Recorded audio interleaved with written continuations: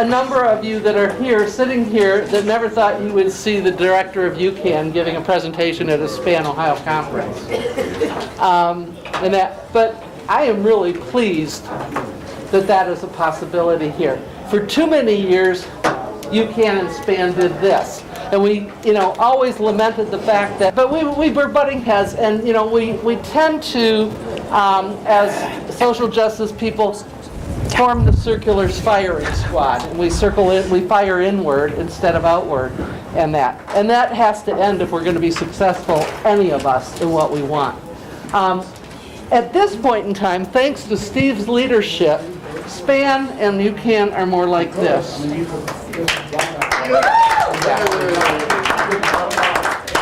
So it is possible to have shared interests and to work on those shared interests and not lose your identity and your individuality while you're doing that. As one of our big proponents says, it's, when you partner with another group, it's not a marriage, it's a dance at the sock hop. So we can do this, and we can focus on the shared, and Steve is able to do that. I also want to point out, this guy is phenomenal. You want to be on his mailing list so that you can keep up with everything that is happening to Medicaid in this state. I have appreciated your leadership on that, because I haven't had the time to do it, to be honest. So Thank you. Thanks.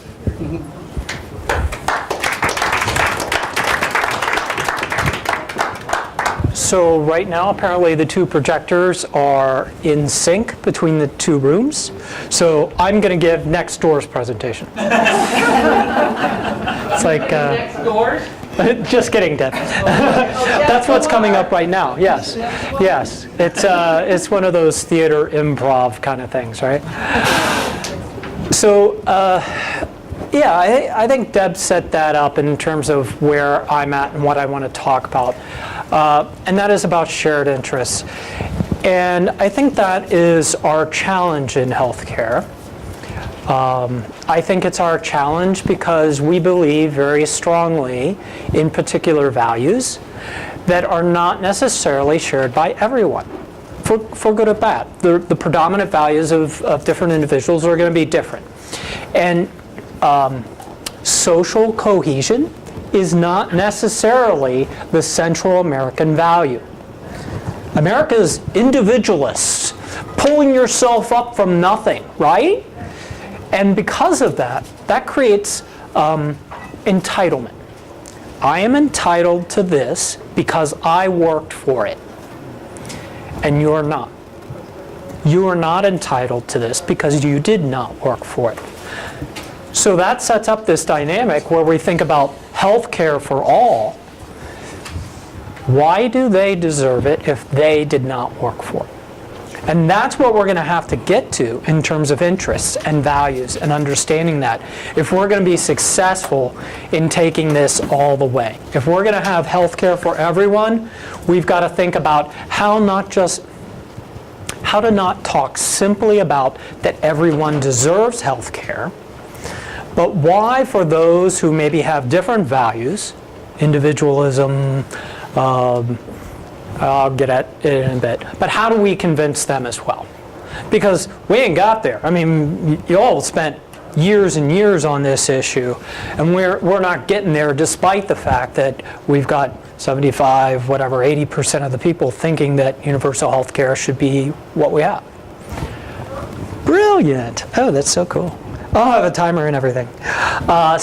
It's been probably, I was in this room, well, the whole room, about 7 years ago, giving a talk on how to respond in an emergency, and I had all my kids' dolls. So this is going to be far less entertaining than that. I'm sorry.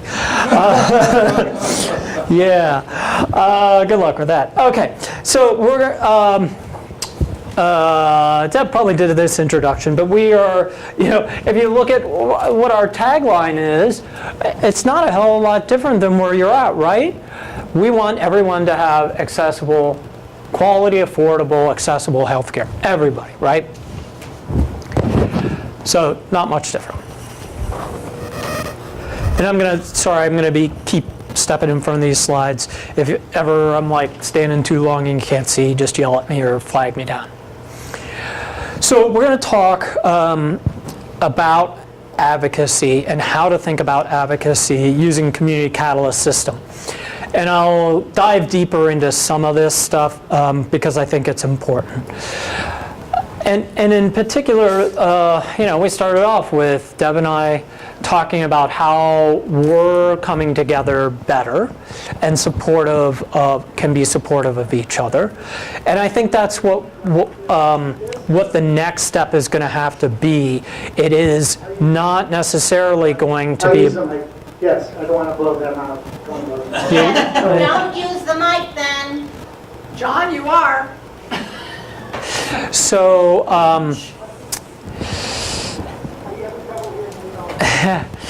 coalitions and stakeholder alliances. Unless you got a lot of money, you don't get anywhere without a coalition, right? Unless you're pharma and you can spend not just lots and lots of money on lobbyists, but pharma spends 8-fold that on other incentives. Funding some of the advocacy groups for certain diseases, funding lots, physicians out there, others. They spend a lot of money creating goodwill, creating furthering their own agenda. There's no way we're going to have that money to make those kind of differences, and so we have to have coalitions and stakeholder alliances. And so that's one of the things to think about is who are the strategic coalitions, who brings lots of people, who brings influence, and who has a shared interest with what your values are.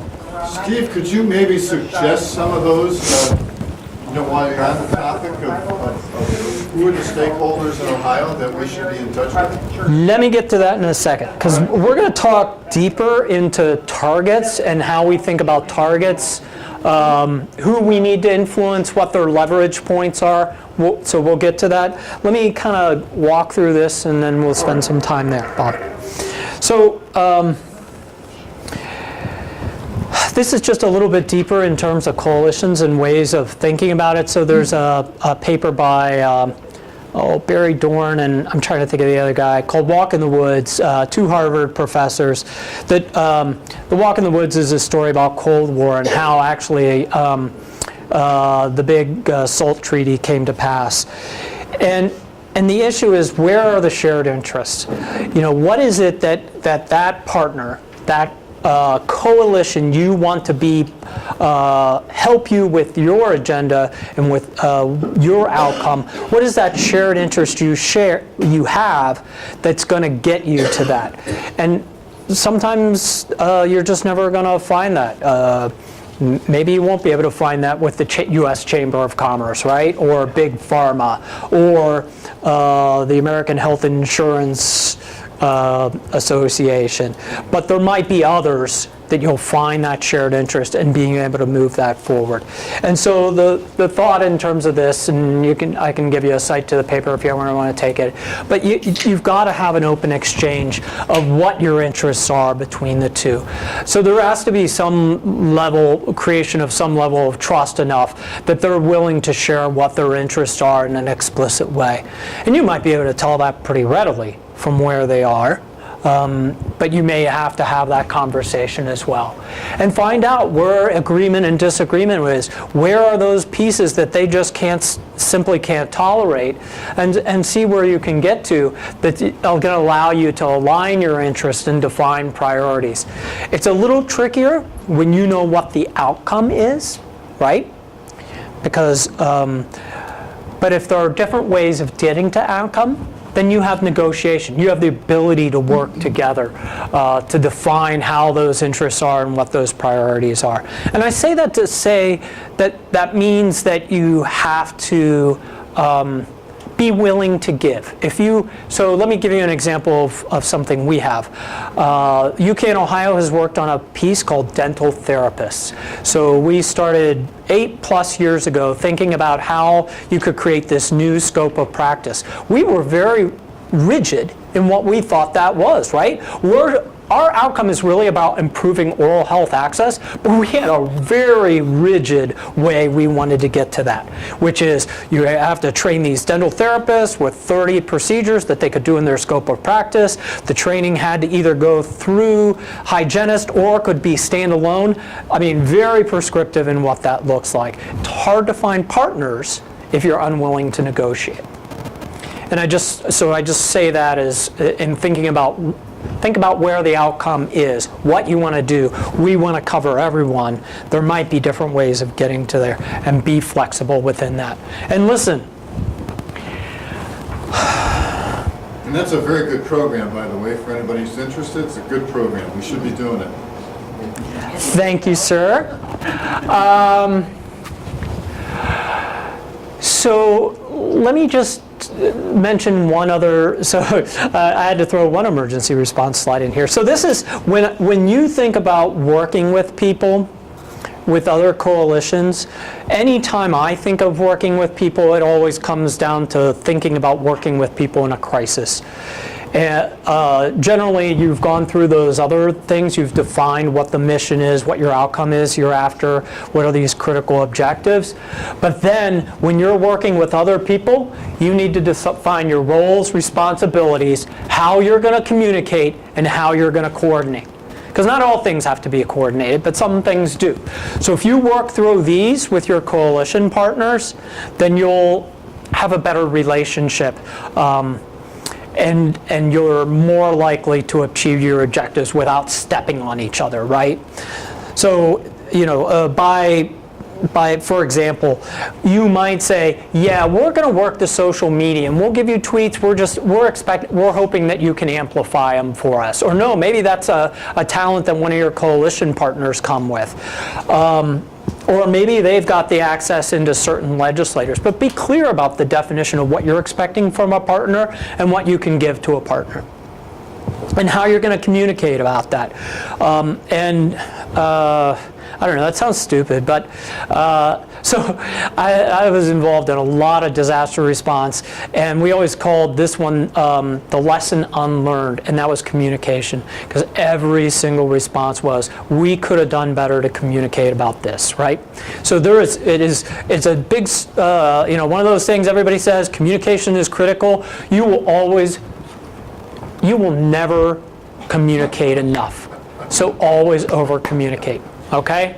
I mean, that doesn't mean bury somebody with the same thing, but that means, keep them well informed about what's going on, because then they're not going to step on you, and they're going to feel that they're in the loop. And so here's some of the, back to the roles and some of the communication issues too. So think about when you're working with a partner, think about who's doing press, who gets the press, who gets their name in the dispatch article or the plain dealer or the ABJ. Because that's important, that actually is value to many organizations for them to be mentioned. And it also can be value to you to step back and have other organization taking that lead at times, right? It shows diversity of interest in an issue. But it has to be defined, and you have to be clear about that with people so they know. Branding, whose name, whose logo goes on things, is that an issue? And then are there points of conflict or disagreement you have, and how are you going to deal with that? So for example, we're dealing with the issue of Medicaid expansion and whether the legislature is going to try one more time to get rid of it again, okay? And so there is a coalition called Medicaid Works, and they are broadly interested in preserving the expansion. They are actually less unified about work requirements. I mean, when we were doing this coalition, we were working with the Kasich administration. Okay? They wanted to keep that. Now, they have their own views on work requirements. And we came to an agreement that it was in our interest during this certain time frame to avoid talking about work requirements. It was not in anyone's interest at the time. Riled up the legislature. It didn't move forward our key message, which is Medicaid works. The expansion works. It gets people health care. It has stabilized communities and community hospitals. So think about where it is that you might have conflicts and where you can, at least temporarily, put those conflicts aside. You might have to come back to them, but be cognizant of those conflicts. I mentioned this before, but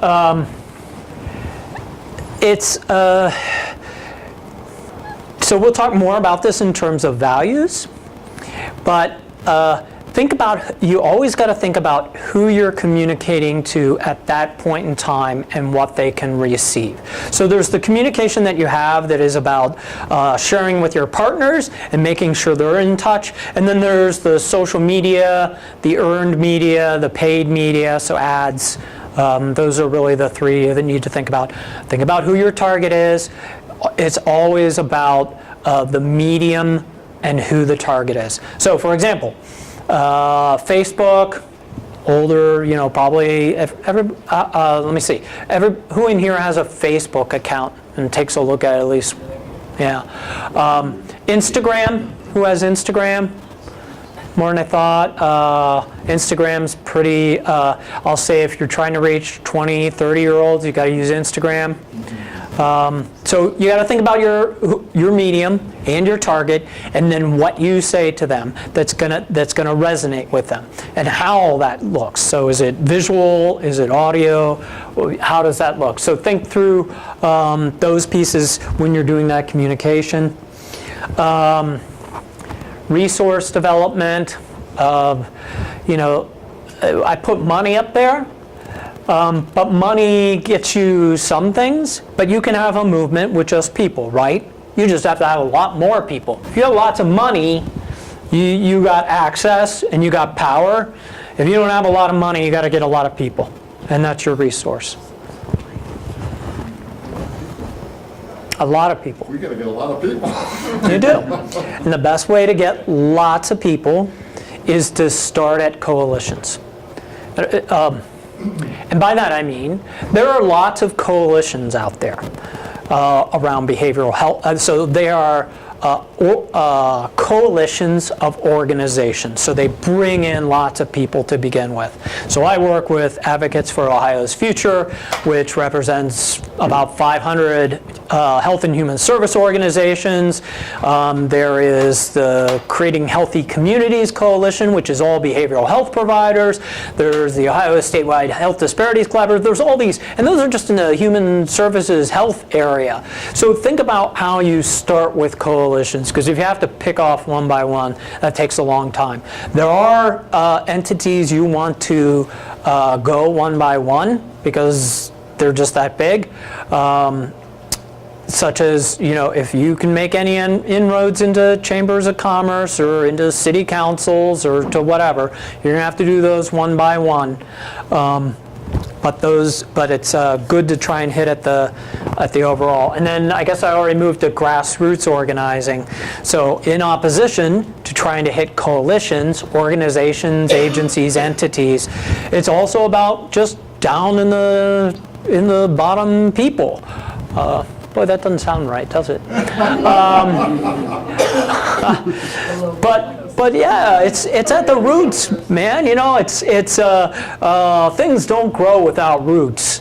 Living things. We've got our own roots and how we feel into the ground, and plants and everything as they rise. You got to have roots, and you have strong roots.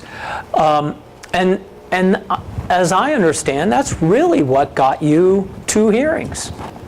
It's not how many coalition members you had. It was the work you did at the grassroots level to get that legislator interested in that.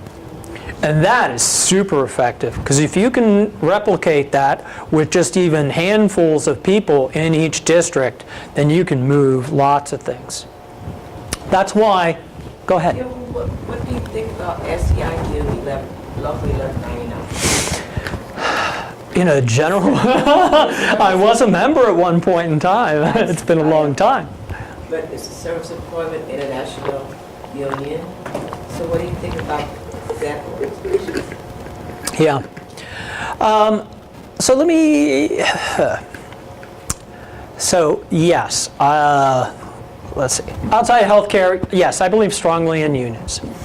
Now, if what we're talking about is trying to further a message, what we always have to be concerned about is also not just what help an organization can provide you, but is there any baggage that comes with it?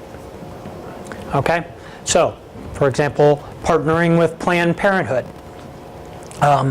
Does that does it raise red flags for anyone else you're trying to reach? And not to say anything about the mission of Planned Parenthood and the services they provide and what they're able to do, but what does that do for you if they're out front? And I think it's the same thing with unions. SEIU, ASME, anything. So that might be where you go back and talk about discussions of roles and responsibilities. Oh my God, we'd love to work with SEIU to the extent you can bring members here and create connections and whatnot. But if you're willing to be part of this, we also have to, we're also trying to get chambers of commerce there or whatever, and we'll both of them stand side by side. So I guess that's what I say about it. And if you can work it so both parties are standing side by side, that's super powerful. We've been doing it. Yeah. Are you talking about perhaps if you have two organizations where a lot of the individuals in the organizations believe in the same thing, they can support one another, not so publicly as organization people, but as individuals. Right. Like they can jump into SPAN Right. without identifying their organization as the partner. Yeah. Yeah, and so we work frequently with groups that are very policy driven. They create policy products, but they do not advocate. They don't work at the grassroots level. They don't pull out stories, those kind of things. I mean, take legal aid, for example. Doesn't do that. They don't do that story collection. They don't do that advocacy for a number of reasons. So you have to partner and understand where people are. And sometimes that also is simply that a partner isn't strongest in that particular role at the moment. Yes, sir. Wait, if you want me to hold off until after you're done. No, sir. Okay. You're assuming I have a train of thought. It's no. I want to go back for a minute too, because you were talking about coalitions. Yeah. As somebody who has worked with more coalitions like you begin to count over the years and find them valuable and useful, I think people have to also be careful in terms of when they join coalitions and when they do. They take a lot of work, a huge amount of work, a lot of commitment, but more importantly, in terms of the values of our own group, as you pointed out, it may make us take a lower position than we think is right. So, a perfect example that you gave was around the Medicaid coalition. I mean, for people here, the thought of joining a group that is not in opposition, and overall in opposition to work requirements, when we all believe that in terms of universal health care would not be something that we would ever join. Likewise with Advocates for Ohio's Future, which is a terrific organization. It's done great work, but the flip side of that is that when we're talking about state budget, there are members there that refuse to talk about revenue. In terms of revenue enhancement, and so it makes it very strict in terms of what they're going to do. And so as we think about in terms of joining coalitions, I think one of the things we need to balance is whether the investment and the time and what can come out of it is going to be worth what we're giving up when we go into it. And I think it's certain, and particularly as we're talking about a group like here, that's Single Payer Action Network. Many of the groups that we become part of are not going to be involved. Likewise, I've also been part of coalitions, as you were talking about SEIU. I can think of groups that have been part of coalitions that just having a group that's been different, there's been antithesis in terms of, not necessarily in terms of values, but in terms of perception by having a group that's part of a coalition that is going to anger some other people in the wider community, that can put a whole stigma on the coalition, not to mention our own organization. So I just want to mention, I think coalitions are important, but I think we have to balance very carefully in terms of how we join them. Yeah. Yeah, and I'll go back. I just want to say your comment about the work involved is that it is substantial. I also, though, think that it is not as large as trying to hit each of those individual organizations on their own. So sometimes it's worth it. But knowing that, actually, it's not a heck of a lot different than having a partner, right? Having a marriage or whatever. You're both going to have differences, and you just got to think that the objective in the end is worth it, right? So, and hopefully it can get to the same end. I mentioned this a little, but you got to have somebody who's doing the policy analysis and advocacy, and clearly you've got some of that. You've got the fiscal analysis and some of the other piece, but that might not be you, and you're outsourcing it. But think about what's there. Think about as well what's going to be, and I'll get to this more as you're doing campaign development. But it's not just the think about all the ends. You're going to come to points where you're thinking about a particular target and what their leverage point are, and then you're going to have to go back and do either that fiscal analysis, policy analysis that might help to be persuasive for that individual. So campaign development, I believe it's essential to have that campaign plan. I'm going to identify just a little bit about the things that I think you need to have in a campaign plan. First, you got to think about who your critical decision makers are. So that's dependent about the way in which you're approaching this. So, sometimes our critical decision maker has been the governor, the Medicaid director. Sometimes it's the state legislature. Sometimes it's the Congress or others. And then drill down. So who is influential?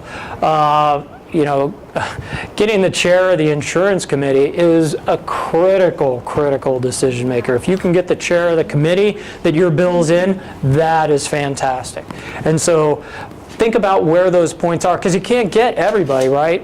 I mean, until you build a very large, diverse grassroots base, you're just not going to get every legislator. And you need to really hit those critical people. So chairs of committee, individuals in leadership, those are the ones you want to see if you can get into through your grassroots organizations or others. And you might look through those critical decision makers and start to do the analysis on where their values and interests are, and you might just say, never going to happen. Just not going to happen, right? At least on your piece, right? But you always know that hopefully if you can get enough critical decision makers, they might be able to influence and say, hey, I need this bill. I know you don't agree with this, but I want to move this forward. So you don't necessarily have to get Speaker Householder if you've got enough other influential people within the caucus that want to move it forward. So critical decision makers, who are their influencers? And for both of those, you need to think about what their values and interests are and how you're going to leverage. So leverage might be what you did in terms of visits to committee chair's office so many times. Sometimes leverage is rallies and protests and whatever else, right? I think that's a really great point, Stephen. It's something that we need to keep in mind that it's not about us pushing our values and what we want on other people we want to change and bring around our society. It's about knowing what they want and what their interests are. We didn't get a second week of hearings on our proponent testament on our bill because we went in and said it's a human right. We went in and said this is killing our economy, okay? Because that's what spoke to most of the people on the committee, the most legislators, was this is hurting our economy. They listened to Friedman, and they listened to Mr. Masters' testimony. They heard from other business leaders, and they heard the economic aspect. So we need to be speaking to what their interests are, what reaches them. Yes, it's fine that we reach other people by saying it's right, it's just good, it's whatever, but that's not reaching who else we need to reach. Yeah. So understand your audience. Who are you talking to? Who are you trying to reach, and where they are, not where you are. Yes, sir. It's sort of like making a presentation using a template of know, feel, do. You know, like she just mentioned, she provided some information. They need to know the data. And then the feel is understanding the values and the things that you want them to do is, hey, support this bill, support this introduction. So if you can keep in mind of how to present something such as know, feel, do, it'll kind of keep you on track about when you go into somebody to lobby or somebody to talk to, then you can actually use that as a template to kind of get their attention because, you know, their time is limited. You'd be fortunate enough to get to talk to the actual person you want to talk to, so you're talking to his aide. But if we can leave that information about data in regards to how expensive it might be if we stay the course, if we change the course to support healthcare for all, then, you know, here's the data to support that, and then you kind of tie that into the values of the way they think or the way they feel, and then you know, you get the action plan of doing something. Yes. Yeah, I'm sorry, is it Tony? I'm Yes. sorry, my eyes aren't super. Yes. Thank you. Yeah, so let me just take Tony and Kathy's point together. And that is when you meet with that influencer, you got to have that action plan about how you're talking through that. And then I would add in kind of something Kathy was hinting at. If you're not spending a little bit of that time, well, I'm sorry, let me say it this way. You must spend some portion of that time finding out where they are, finding out their interests, listening. Because, you know, it's also a trick, right? Because if you say, so what kind of questions do you have? What concerns do you have? What could I give you? What could I help you with? You get another shot at talking to them or influencing them. Because they tell you something, you can say, I will get that right back to you. Now you've got a second bite at the apple right with them. So, you know, take advantage of this as a conversation and hearing them. I know the usual thing is you live this, you have this passion for it, you know it, and you just want to, like, you just tell them, the light bulbs will go off. That's not going to happen. So you need to take the time and listen to where they're at so you can better influence, unless you've spent a lot of time with them already. I think this piece is really worth, so this is the American Health Values Survey. Have anybody heard about this? Rachel, did anybody ever present for you on this? From who? Robert Wood Johnson and I think Georgetown together might have done this. It's fantastic. So they looked at, they did a national survey and looked at what people thought about healthcare as issues, and then also defined them in terms of their demographics, what other values they held, how they thought about things. And I think it's a really good way of thinking about where your legislators or where other influencers might lie. And when Michael Leidy was talking, you know, I was thinking through all of that kind of piece, and we all believe in that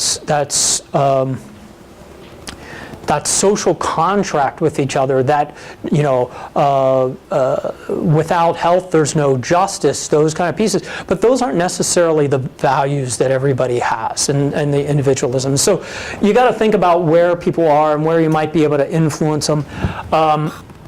You know, I got to believe that Deb's going to share these slides out, but you can, so you'll be able to find this. But if you just Google the American Health Values Survey, this is right on their page. And so there are just different ways in which people believe that, you know what, and I'm just going to, in the time of where we're at, let me skip forward. And you can take a look at this later, but I think this is a really critical slide within here in thinking about where people lie. Because people might think that health is super important, but they might not believe there should be a government role at all. And so that's where these, what they did is they then took all these individuals and they said, did what's called cluster analysis, and they said, how do these people tend to cluster? And they created these typologies of individuals and how they fit into that. And there are groups in here that they may think health is super important, but they don't believe the government should be involved with it.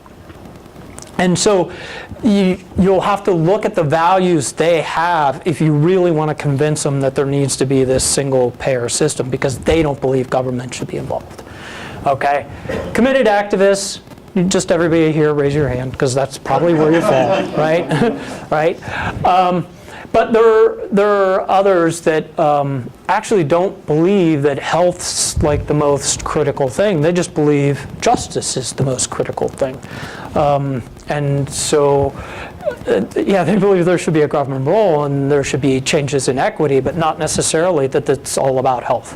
And so you'll have to think about how they fall over. So these people, sometimes it, and remember, it also comes down to, like when I talked about who you pick in the legislature, sometimes it just comes down to you got to write somebody off, right? You're not going to convince everybody. You just need enough votes to pass it. So the fortunate thing is that the people that tend to fall into here are the majority of people in the nation. Okay, and the American Health Values Survey goes through that, and it explains a lot more on this and each of these pieces. So I wish I should have done more to put that slide up together, but private sector champions, so they don't believe in big government. That's only 14% of the nation in terms of that sample. These don't place high value on personal health. Another 17%. They don't believe the government should do more to promote health. I think a lot of legislators are self-reliant individuals. A lot of Ohio legislators are. It's back to this, everybody pulled themselves up by their bootstraps. I worked hard to get here. I might have come from nothing. My daddy only gave me $1 million. Yeah, however that works, whatever their narrative is, they believe that everybody should do. This is a group, I think, that is very much into that narrative of entitlement, and sometimes when I use this, I think it gets, people use it in a different way, because a lot of times, people are talking about government entitlements and all this, but it's that sense of entitlement that because you worked for something, you deserve it, and that creates this overall narrative of deservedness of healthcare, or deservedness to own a home or to whatever, and that is a narrative that you're going to have to struggle with if you're trying to talk with self-reliant. Okay. Socialism for the rich. Well, yeah, and it's. I'm trying to think of. I heard the phrase that not to use that there was a better phrase than talking about white privilege, and it was just white opportunity or white otherwise, and so there is that forgetfulness within self-reliant individuals that it isn't just your hard work. Yeah, it wasn't just your hard work. It was a lot of other things within the society. You're there, committed activists, equity advocates. So they're not necessarily working on health issues, but they believe in science, right? So, these little things, I mean, anytime you take a big generalization and try it and apply it to an individual, you have a risk, right? And maybe like horoscopes, you can find yourself in all of these a little bit. But these typologies do tend to, I think, give you an idea about how to listen to that legislator, that influencer, and think about where they are and maybe where you can meet them. So, question? Are you finding that there is becoming a shift age-wise, particularly with the economic changes, that more people, say under 50, are more likely to be less focused on rugged individualism? Or not necessarily, particularly in Ohio? I'm thinking of OSU students, Yeah. some of them are getting into Come out individuals. to Muskingum County and you want to find a shift. Yeah, I don't know. They don't have the healthcare issues. You have to look at age too. A lot of younger people aren't going to have a lot of healthcare issues, so they may not be Right. concerned about. Yeah, but they've got a lot of debt. But it's like we're all one step away from bankruptcy for lived. any of the individualists. It's like, oh, I'm okay, I don't need to do. You're one step away, anything can happen to you, and then you're gonna be on the other side of the thing, Yeah. of the issue. I have two answers for you. Both of them wrong. So my grandfather, who loved Ronald Reagan, said, "How's it go? If you're young and you're not a Democrat, you don't have a heart, and if you're old and you're not a Republican, you don't have a brain." He was trying to say that, you know, as you got older, you got smarter about things and knew about the way the world worked, and you should be a Republican because it served your interests. I think the second thing is actually I ran into Frances Strickland, Governor Strickland's wife, and she was talking about The Fourth Turning, which is a book, Fourth Turning. And it talks about how different generations come up in different ways, and that she believes that, you know, that we're at the place where we're in the fourth turning, that things have bottomed out far enough that we will have some sort of revolution, cultural or otherwise. The last time we had this was during the World War. And that always pegs the youngest generation as the creative generation, the innovators, the thinkers. And I don't think that's, I don't know what to say in terms of horoscopes again, whether that's true or not true. But I think youth has less, and so they have less to lose. And so they're sometimes more often willing to change and do things. In the beginning, you mentioned the dental issue or an impasse or intersection of different interests. And I thought you were going to talk a little more about it as a case study that we can learn some. Is there some more information you can give us on that? Whatever happened with those dental assistants or those dental, that special category where there was great rigidity on the part of your organization initially, and it sounded as you learned as you interacted that you needed the flexibility in order to achieve your goal. Yeah, so, I don't know, it's kind of a long story. So all of that activity, the funding came to an end, close to an end, as I joined the organization. And the difficulty became maintaining the coalition, because as was suggested, coalition work takes a piss load of time.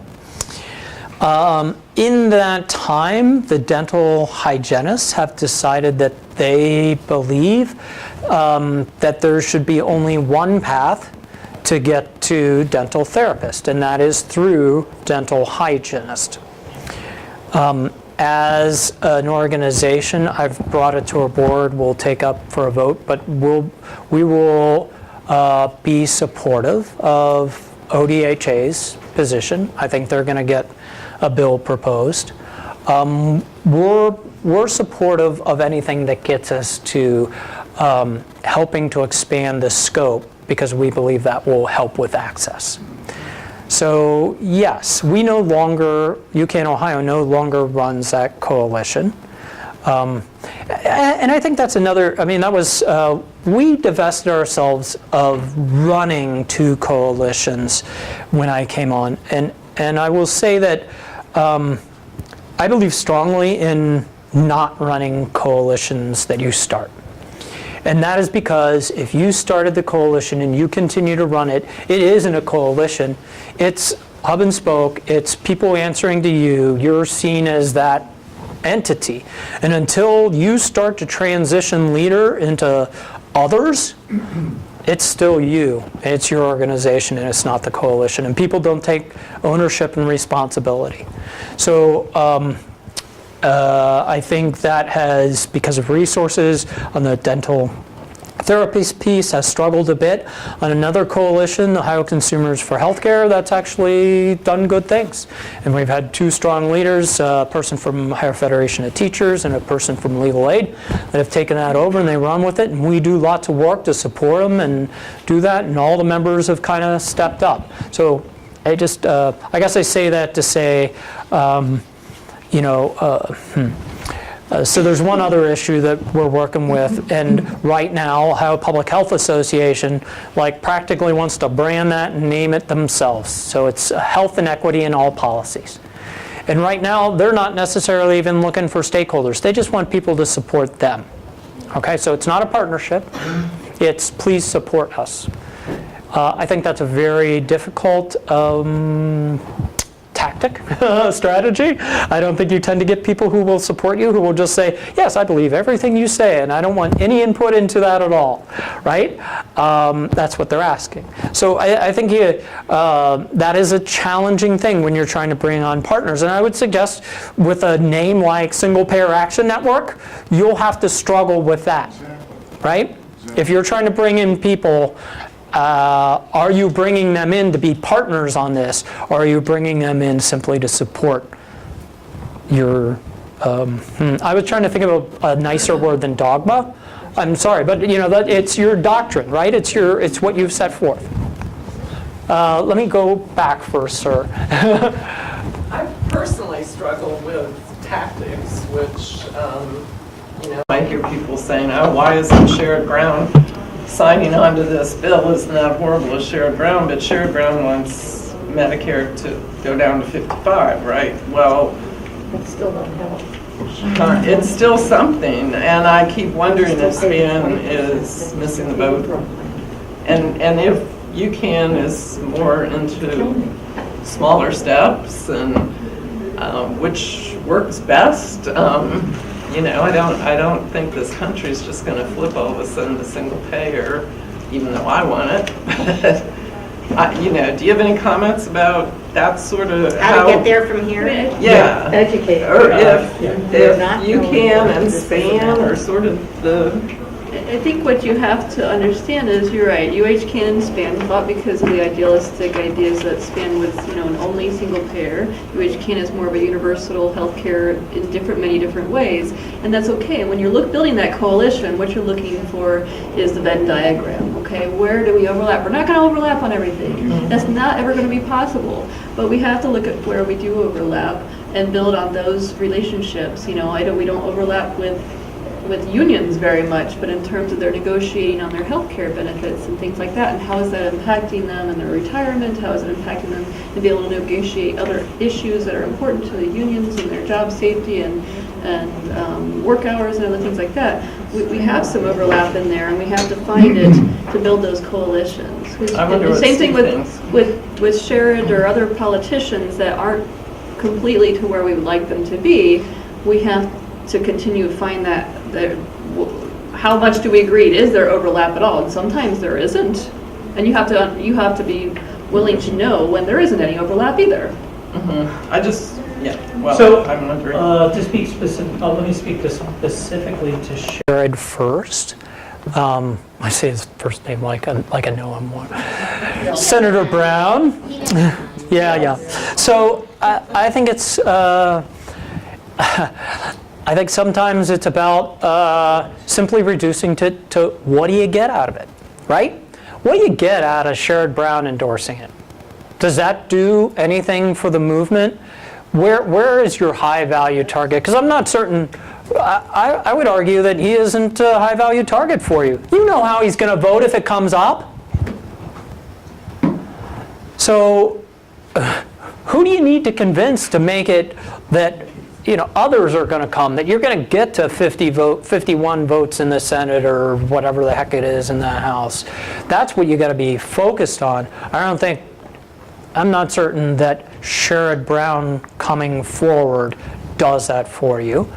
And the real question would be, what is he willing to do in the halls of Congress, and I mean the hallways, in the back, in the rooms, talking with others. Because he's a deal maker. Yeah, he works across the aisle. So what is he doing there?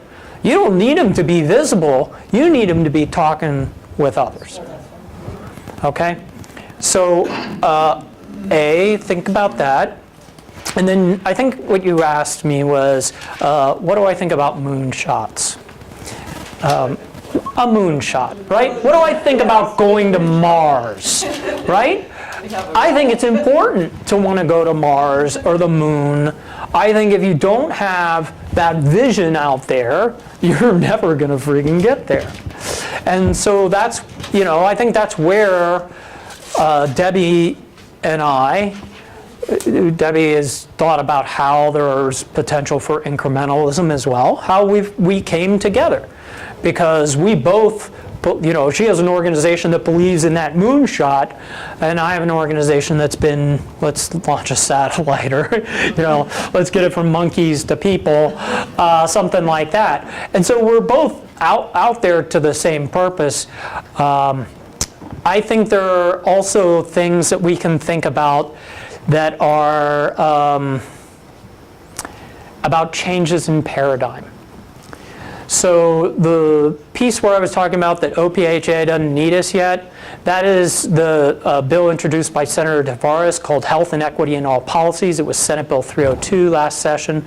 She's term limited, so it won't be introduced again by her.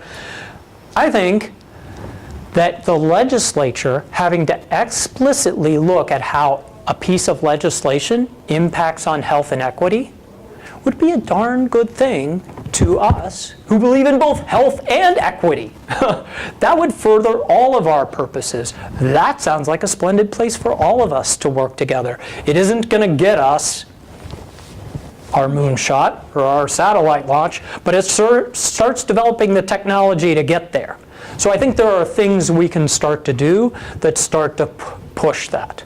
Is there somebody to introduce that again? Yeah, so supposedly Representative Sykes introduced it as an amendment to the budget.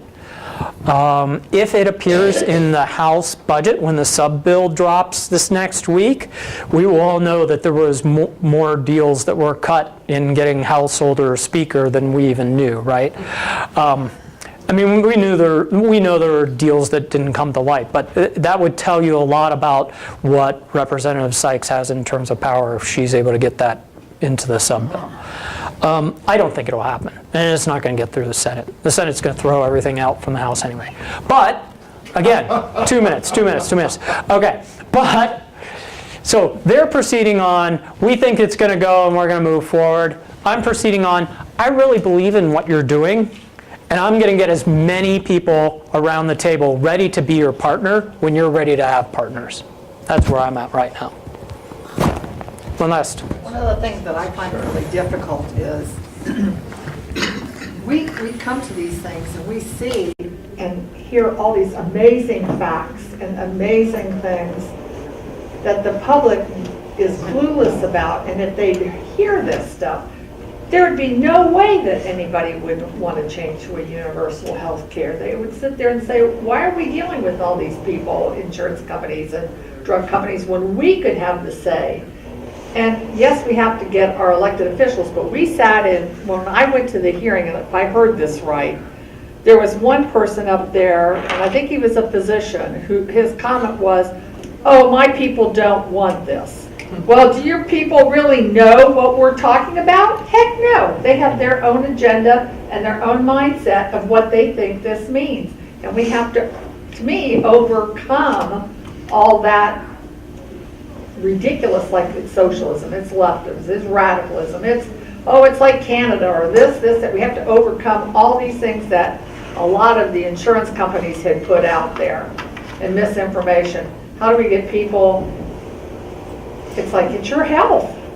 You sit there and complain all the time, but then nobody does anything. And even Medicare. Medicare is not perfect with your supplements that you have to pay and your drug plans. I can't even take my medicines anymore because they're too expensive, my inhalers. I have to take it every other day or every third day rather than taking it every day. And it's how many people are being killed every day because of all this.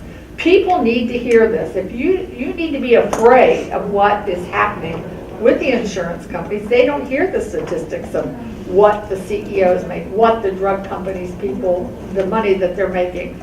If they hear this, they should be afraid, and they'd say, hey, it's time for a change. And then you would sit there and say, legislators, you better listen or you're not going to be in office anymore.